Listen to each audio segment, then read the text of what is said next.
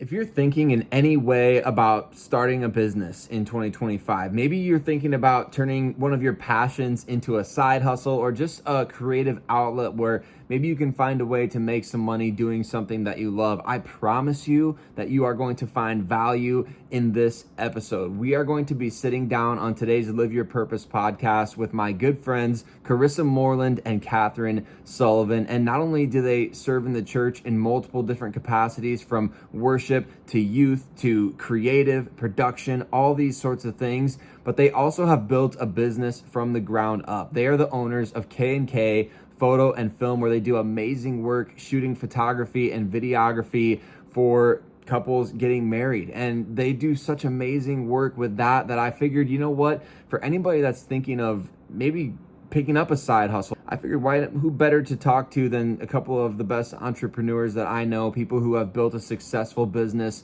from the ground up. And so we're going to be chatting with them today about kind of what it's like to do exactly that, to put your creative gifts to something that can be a career for you. And for them, that's exactly what it's been. So I'm excited for you to hear this discussion, and I'm excited for you to get to know them a little bit more deeply, especially for those of you that maybe attend Meadows Church and see them on a weekly basis. But thank you again so much for watching. Hit subscribe if you haven't done so already, and let's get to today's episode.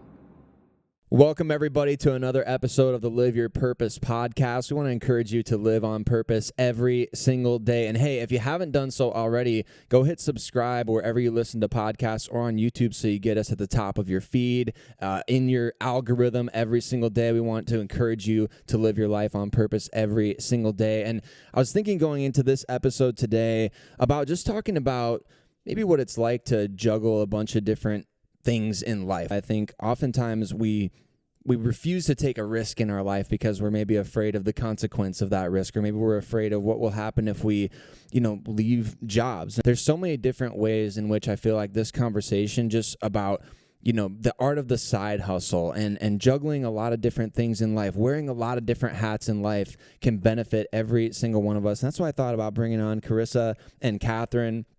And Karissa and Kathrine, for those of you that don't know them, they're absolutely amazing. They do so many things within Meadows Church that if you've listened to any of the previous podcasts with myself and Pastor Monty, you know that it takes a village to pull off what we do. And Karissa and Kathrine have been instrumental in that for so many years. It feels crazy to think that we've actually known each other for like years at this point. I mean, as time has flown, as we've been doing this together in terms of ministry, but since we've known each other, I feel like you guys have both done a lot of different things in terms of your professional life, in terms of personal life, and that's kind of what we want to talk about today. So if you're maybe feeling like you're in a stage of life where, man, I want to maybe potentially leave my full-time job and go just start a business, or I want to bring a side hustle into the mix so that I can have an extra stream of income, things like that.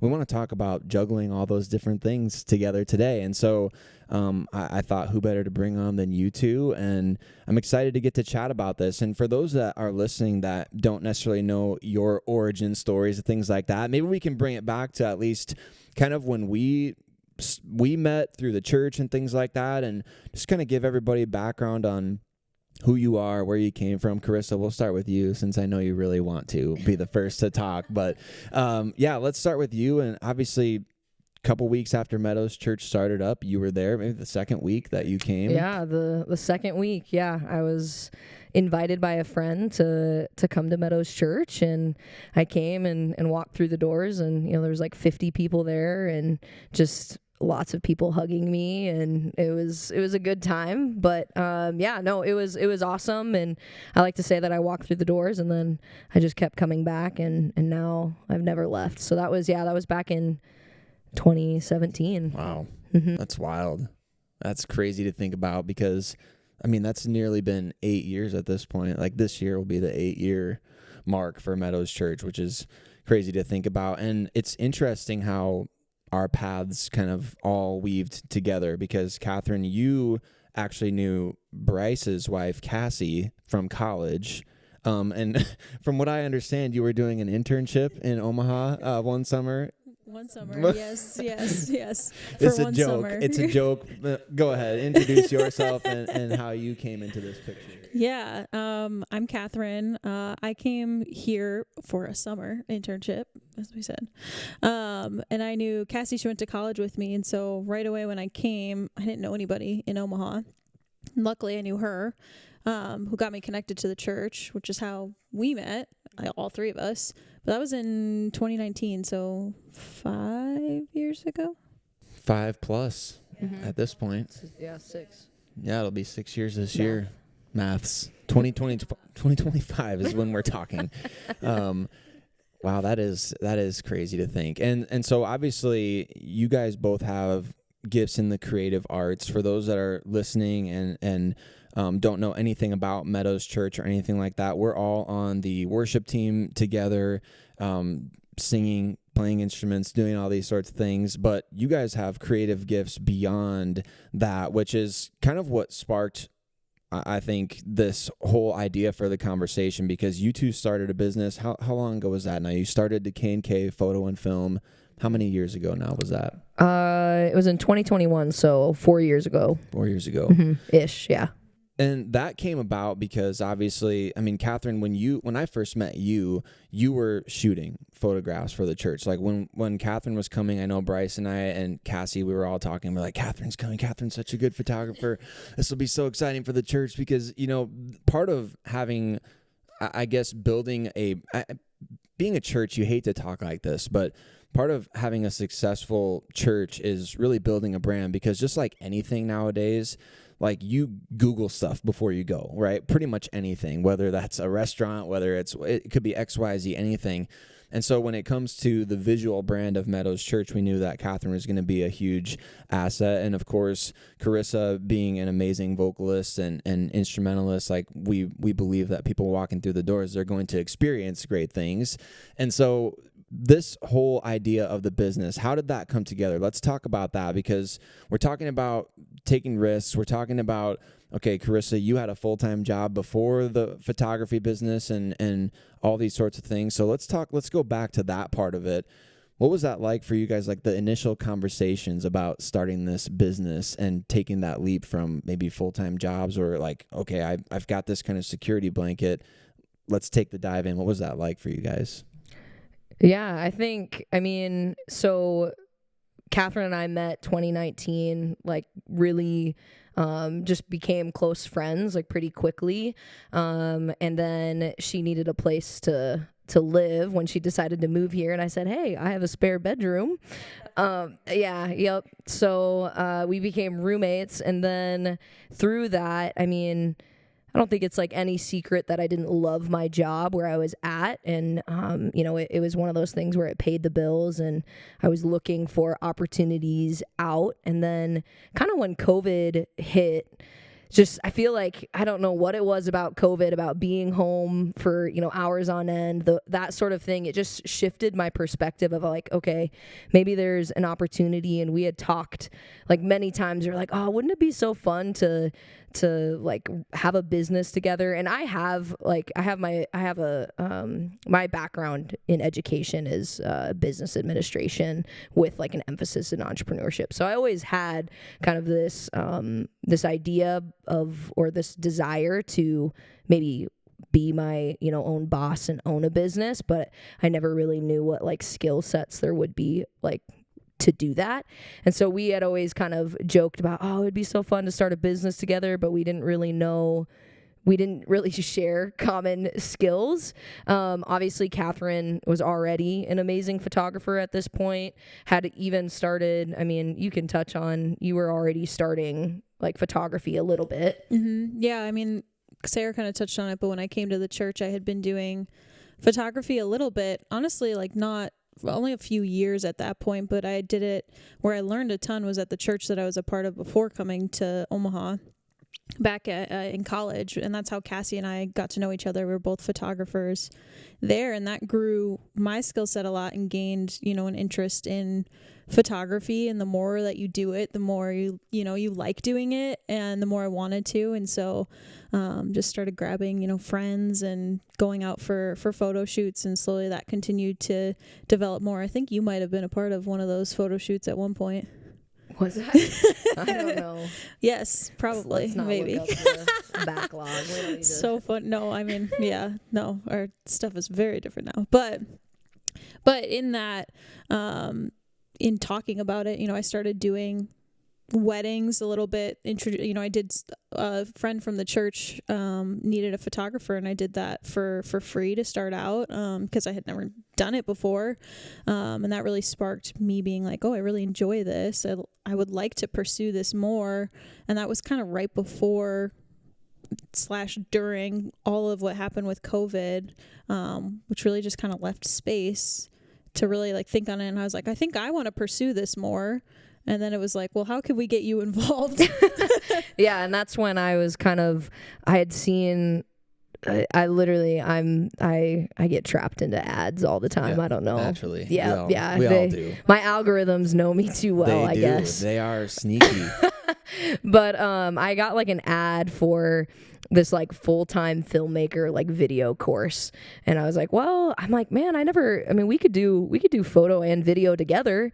And so I bought this course. It was on some mega sale, and bought like a entry level camera, and just started learning, and then similarly just started doing stuff for free, and realized that, hey, like, okay, like, one, like, I feel like music and video, they work synonymously together, and they're pretty similar in, I feel like, the creative realm. And so I realized that I really enjoy video, and I was okay at it. And so that's when we I don't know, we were just like, let's just try it, and if we fail, so what? If not, like, it'll be something really cool and awesome. And that's exactly what it's been, 4 years down the road.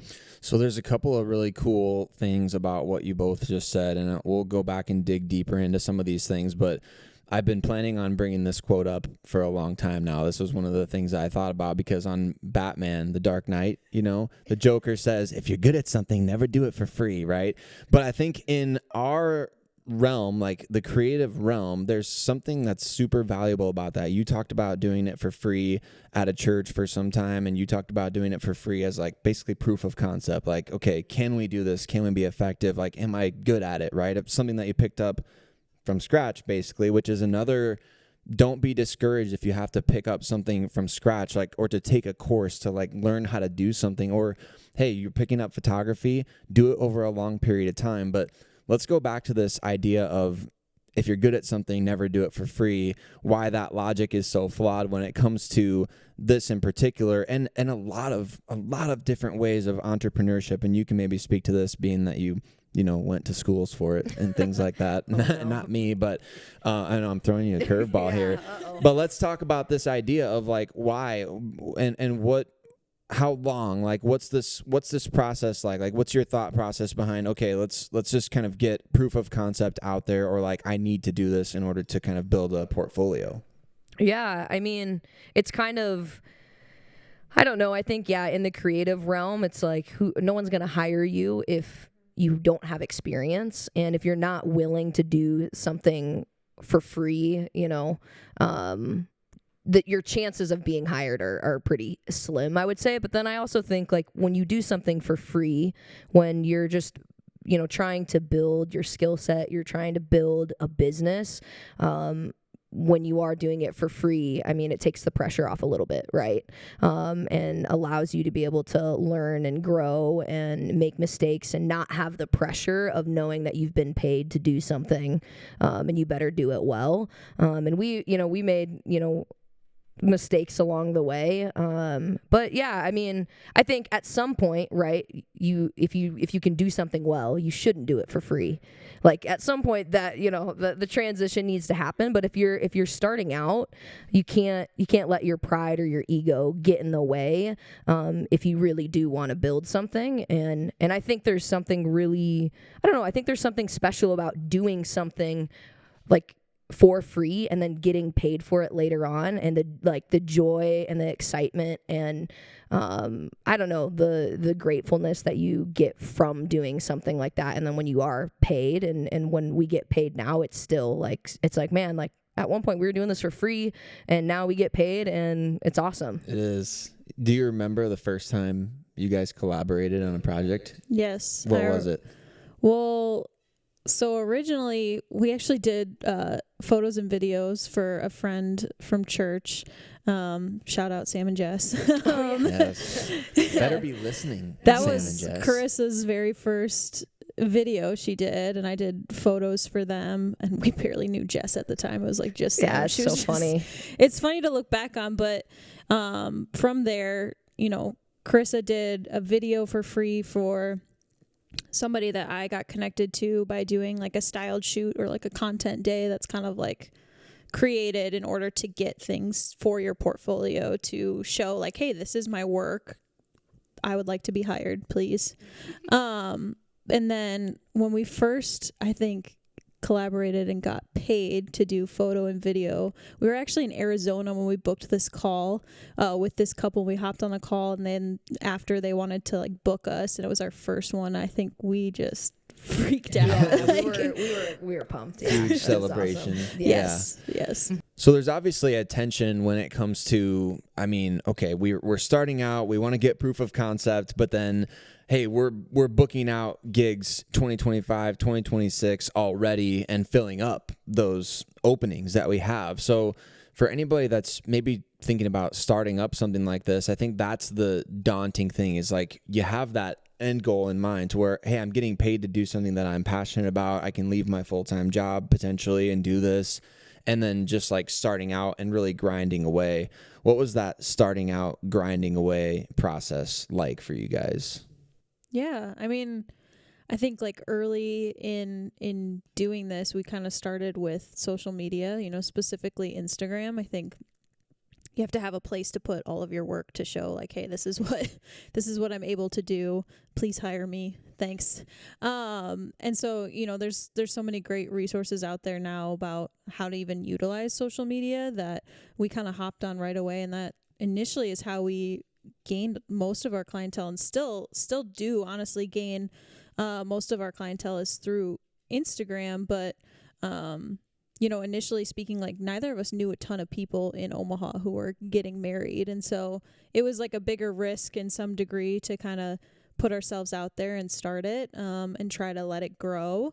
But I don't know if you have anything to add to that. Yeah, I think pricing appropriately is a big piece of that as well. We weren't charging what we are charging now, and we weren't charging what the top kind of wedding photographers, wedding videographers were at the time. And so I think being willing to do something for free, and then kind of taking that step, being willing to do something for maybe cheap to start out, competition, obviously. Yeah, exactly. It's like, how do you compete against experience, pricing. And so that's kind of how we started. And then from there, it's you increase your pricing as you gain experience, as you get better, as your as our portfolio got better and our skill sets got better. And then I think that's really been the biggest pieces. And now a lot of it is networking is kind of where we're focused at now. But that's really how we've kind of grown from the ground up the last 4 years. I would say a big piece of that too is education. Like Karissa specifically invested in education really early.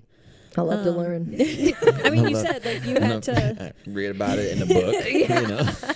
In order to learn videography, she had to do something. And so initially she signed up for that education course, but that really opened a door to me to signing up for other education. And like, we still continue to do that now, but it's, finding a place in our business where it's like, okay, what do we need to work on, and who's been there and who can help take us there, essentially. Yeah, that's good. I mean, you guys, with what you do, it's kind of crazy to think about your week to week. So I'd love it if you kind of unpack that a little bit, you know, and I know it's different every single week probably. But being entrepreneurs and being that you are so active and involved in the church, employed by the church, in your case, Karissa and Kathrine, you basically work 40 hours at the church, don't you, these days? I mean, the time you put in there. So I think that would be interesting for everybody to know, is like a lot of times when you're juggling or compartmentalizing, like full-time job, I have kids, I have a family, or I have this, that, and the other. I'm trying to be active in my community. I've got, these things going on this night of the week. What does a typical week when you guys are like at your busiest look like for you? Yeah. Chaos. No. Chaos. You go ahead. Yeah. I mean, for starters, in case we haven't mentioned already, we own a wedding photography and videography business. I don't know if we specifically stated that, so that's what we do. For our quote unquote side hustle, which is more so, I would say our full-time gig, and our other jobs are kind of the side supplement.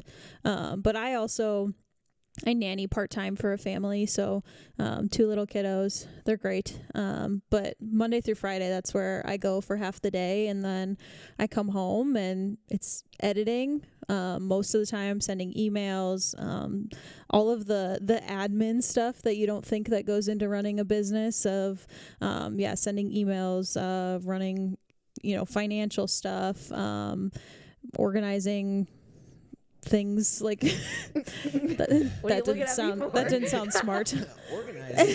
Organizing things.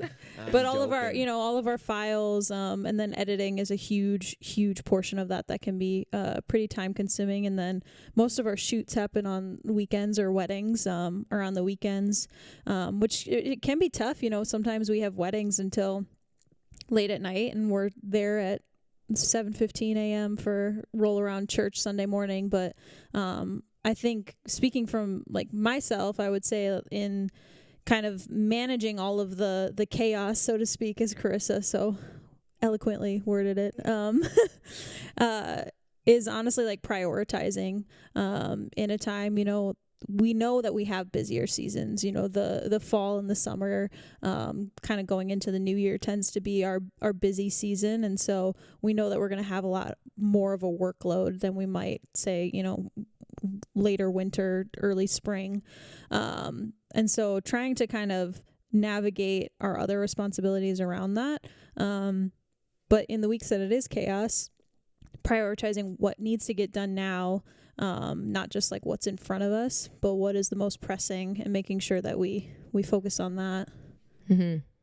Yeah. And I would say my schedule is a little bit more flexible. And I've learned over the years how to create schedule and discipline, because actually Kathrine and I were talking about this, I think like last night, how when I first started working for the church, when I quit my full-time job, I was working part-time for the church and, working in our business, my schedule was like insane. Like I would be up until like 2-3 in the morning, and then I would like sleep in until like 10, and then my day was just like so off, and I was not productive. And so I don't do that anymore. I have a much more normal schedule. I get up a lot earlier, not that early, but like a lot. 6:30 in the morning versus like 10 o'clock That's in the morning. substantial. Yeah. But yeah, I mean, my day to day does look different. It just kind of depends on what's what tasks I have for work, what meetings I have. A lot of the stuff that I do for church does involve meeting people, meeting up for coffee, getting trainings together, things like that for life group. And so, it's not always. It's not super rigid, but I enjoy it. I enjoy the flexibility, and tasks look similar between editing, between emails, all that stuff, and as well as church and serving. I I'd don't say know. a big thing for both of us and like juggling all of it too is we live by our calendars.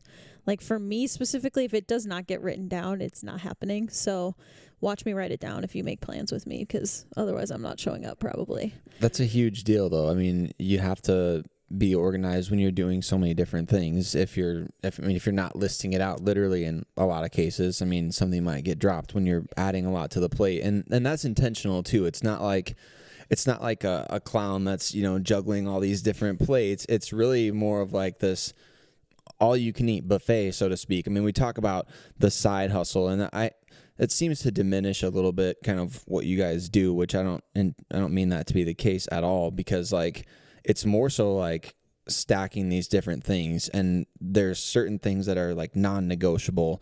I'm interested to know, why is the church non-negotiable for both of you as you navigate being entrepreneurs and having these different streams and sources of income? Like, why is the church non-negotiable for you guys? I mean, I can start, but I was, in talking about priorities, even like my relationship with Jesus is top priority at the end of the day. And so my involvement in the church goes hand in hand with that. And so in the list of priorities, it's important for me to be a part of the church. And so I make it a priority to do so, I would say. Yeah, I would say, I mean, for sure, like I echo that. But I think, I mean, like I enjoy serving. Like I love to serve in the church. I love to be a part of the church. And if I were to take away a lot of the areas that I serve in, I would miss being there. I enjoy that. That's where, my best friends serve alongside me, or, we're hanging out and, serving Jesus. And obviously, I mean, the bigger purpose of it, right? God has given, us talents and abilities. And, I just can't imagine using like those gifts, talents, being a part of like something else, and I guess in a different way, or outside of the church. We wouldn't have any of this if it weren't for him. Yeah, exactly. I mean, yeah, I don't know. Without Sam and Jess in that first shoot. Right? It's true. Yeah. Yep.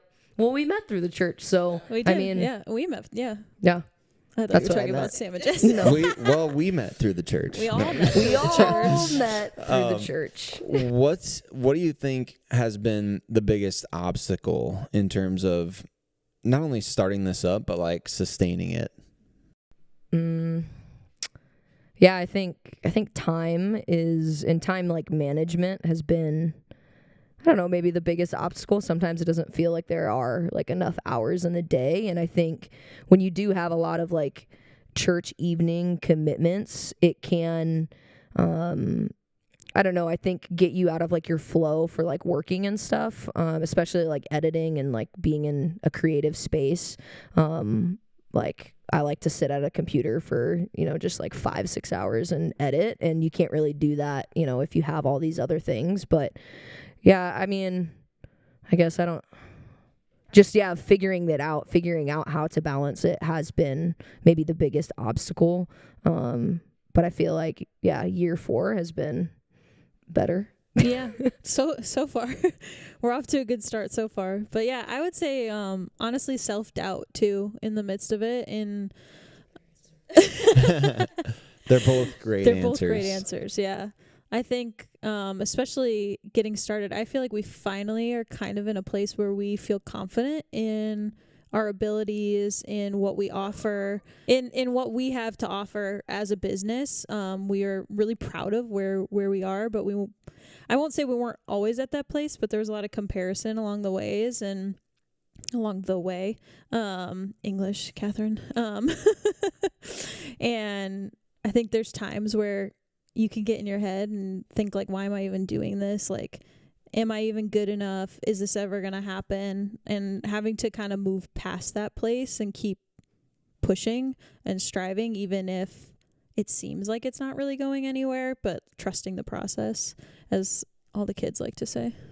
All the kids. I hear it all the time. I don't think the kids say that, but I hear trust the process Trust all the the time. process. Right. But it's Say true. that. It's true. I think you talk about like consistency in the midst of maybe organized chaos, so to speak. And it's just not stopping, even if you're not fully sure if it's working, I suppose.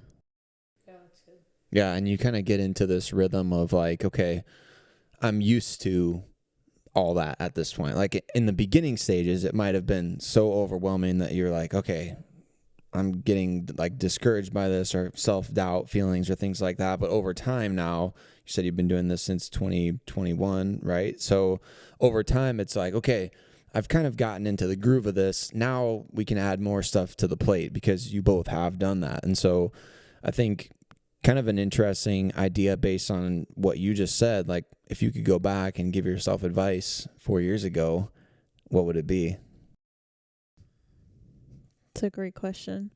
Yeah, I mean, I think like obviously like things stacked, over time. We didn't hop in and we're, this busy right away. And so we kind of mastered our skills as we went. But I think like the one thing that we both kind of talk about going back, what we maybe should have had a heavier emphasis on, you always hear the saying like, it's not about what you know, it's about who you know. And, we networked a little bit here and there, enough to get us, clients initially. But along the way, we got really focused on like doing all the right steps, which is great. And it's gotten us to a point where we are confident in our work and we believe that we have something really great to offer people.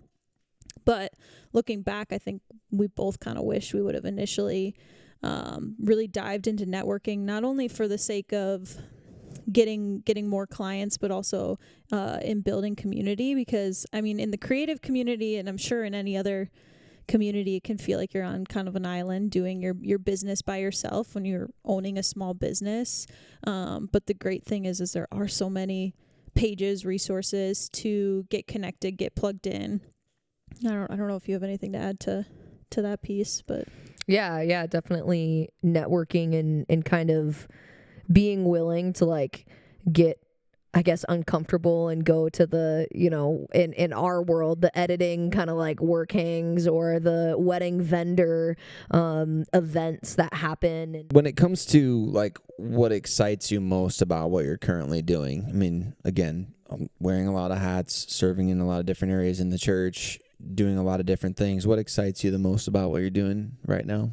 I think that this like last season specifically, we kind of had more creative liberty, so to speak. We did a education last winter that really a lot of the people that we look up to kind of talked about the importance of having a creative outlet for the sake of having a creative outlet. And I think talking with them gave us more freedom, so to speak, to just be better creators in a sense. We tried new things in what we're already doing. I learned how to shoot flash off of my camera, which was something that I hadn't been doing, and it opened up space to get a lot more creative photos. You really dove into music editing and breaking apart songs, which is crazy when I watch you do it. It makes no sense to me, but she does great.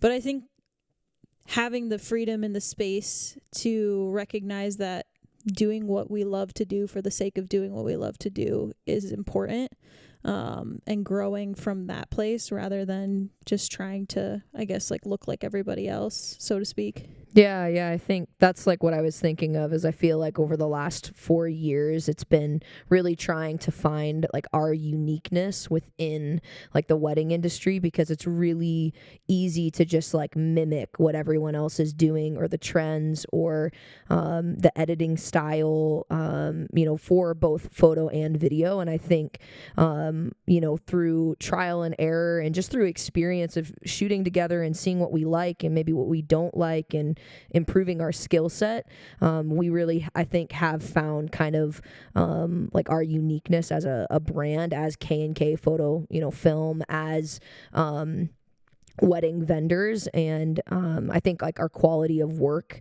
has really like elevated, which is just a lot of fun, like to look back from 2-3 years ago and just cringe at, I mean, like the couples loved it at the time, but it's like to see how far you've come, it's really exciting, I guess, to like see that and to know like what, I don't know, the next like 5 years are going to look like. And the goals that we've set, and really kind of putting feet and putting action to the big goals that we have for our business, and just, I don't know, we've really like hit the ground running, like even just like this month of the new year, just really pushing, really grinding to like elevate our business even more. And so I think that's what excites me just kind of the most right now, as far as our business.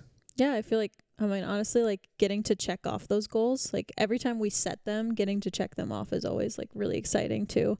We're both kind of type A doers, and so getting to check a box saying, you know, tangibly that we did something, that we reached a point in our business that at one time we hadn't been at, is always really fun. If you had to boil it down to like up to 3 things, like 3 practical takeaways that you would give to the listener who's maybe they're in their full-time job and they want to, you know, start a side hustle, or maybe they've been thinking about, hey, I want to start a business. I've got a friend who's good at this, that, or the other. Like, what are the 3, maybe up to 3? You don't necessarily have to come up with a list, but up to 3 practical steps that these people can take in order to like hit the ground running, as you said. I mean, I can start with one of them that's coming to mind right away, and we kind of touched on it earlier, but the willingness to learn. I think like a big thing for us throughout the process was like humbling ourselves before people who already are at where we want to go, but from a place of not, I think it can be easy to try and compare or kind of puff up your chest to show like I'm worthy of being where you're at, or show off, so to speak, and you can get a sense of imposter syndrome. But to really humble yourself and be like, hey, I can learn from you, and using those opportunities to do so, to ask questions, to just build a better business for yourself. Yeah. I think networking is obviously a huge aspect of that we're really kind of pressing into even a little bit more into like year 4.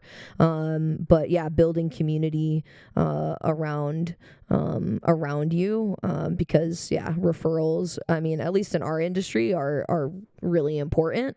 But even just, again, yeah, the opportunity to learn from others, grow from others. I mean, join the Facebook groups, join, you know, a quality education course, find a mentor, find people that you look up to and want to aspire to be like, I think is huge. And,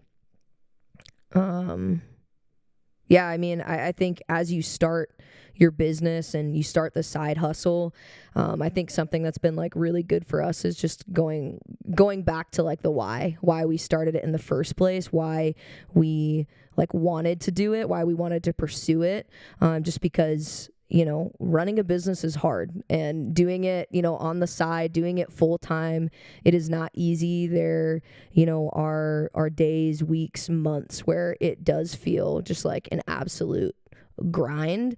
But if you can remember why you would do it for free in the first place, I think that's a really great motivator and a really great, I don't know, just like inspirational tool to keep you like moving forward, as you pursue that passion, you pursue that dream.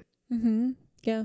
And I would say just doing it as much as possible when you're starting out. If you are trying to learn a new skill or start something new, just, you know, getting out there as much as possible to learn, to get to a point where you feel like you're an expert in what you're doing. You're not trying to figure it out kind of on the fly, on the job, but you've kind of put in the time to build those skills, I think is a good piggyback off of that too. Mm-hmm. Yeah.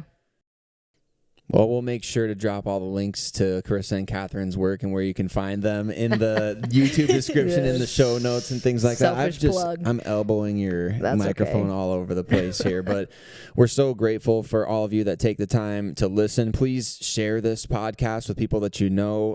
Obviously, like, subscribe, everything for the algorithm, because we want to continue to grow this show. Again, for the love of the game, not because we want to be the most popular podcast in the world, but we believe that there's value to be added, and can't wait for the next episode as well. Going to be talking with my friend Quentin, who is the next church planter of Meadows Church. An amazing story of transformation from him, from atheism to church planter. So make sure you stay tuned for that next episode. But thanks so much for joining all of us today, Boba included. He's glad that you're here, and we appreciate you so much. We'll see you on the next one.